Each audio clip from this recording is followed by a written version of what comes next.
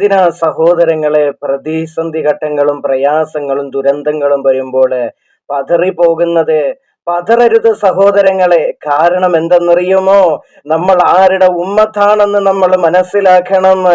അതായത് സ്വന്തം വാപ്പ മരണപ്പെട്ടു പോയ, ഉമ്മ മരണപ്പെട്ടു പോയ, ഉപ്പാപ്പ മരണപ്പെട്ടു പോയ, തന്റെ എല്ലാമായ തന്റെ പ്രിയതമ മരണപ്പെട്ടു പോയ, തന്റെ കരളിന്റെ കഷണമായ പൊന്നു മക്കള് മരണപ്പെട്ടു പോയ, ദീൻ പറഞ്ഞതിന്റെ പേരിൽ നാട്ടുകാർ മുഴുവൻ എതിരായ, ഒരു സമൂഹം മുഴുവൻ എതിരായി ആ നാട്ടിൽ നിന്ന് പുറത്താക്കിയ ആദരമാകുന്ന പ്രവാചകൻ സ്വല്ലല്ലാഹു അലൈഹി വസല്ലമ തങ്ങളുടെ ഉമ്മത്തിങ്ങളാണ് നമ്മൾ. അതുകൊണ്ട് എൻ്റെ പ്രിയപ്പെട്ട സഹോദരങ്ങളോട് പറയുകയാ, നമ്മൾ വേദനിക്കരുത്, വിഷമിക്കരുത്, നിരാശപ്പെടരുത്, പ്രയാസപ്പെടരുത്.